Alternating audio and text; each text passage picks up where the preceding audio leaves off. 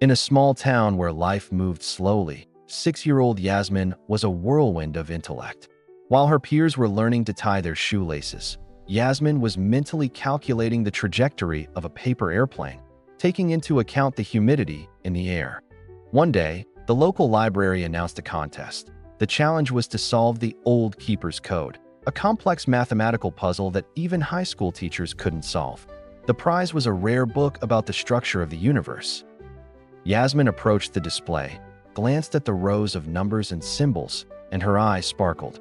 For her, these weren't just numbers, they were music. She wasn't using a calculator.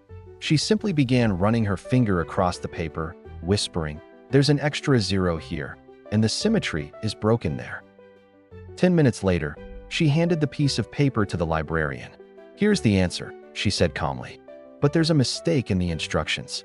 According to the author's logic, the library building should have been 5 meters to the left so that the North Star would shine directly through this window." The librarian froze in amazement. After checking the answer, he realized that the 6-year-old girl had not only solved the problem, but had also discovered a topographical inaccuracy in an ancient legend. That evening, Yasmin sat on the porch of her house, reading that very book.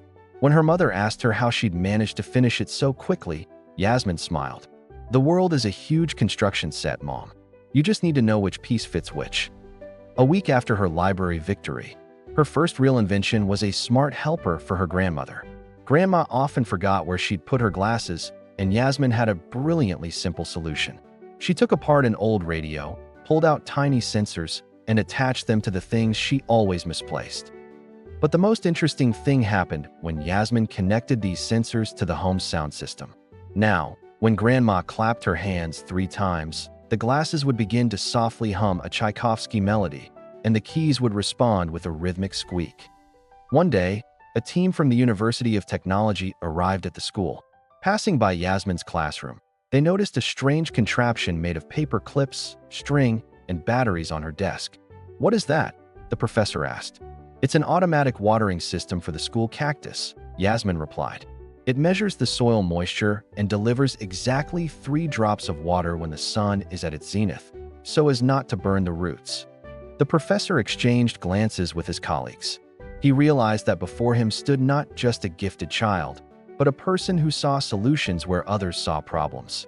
That day, Yasmin received an invitation to a summer laboratory for young technicians, although they only accepted people over 12 years old.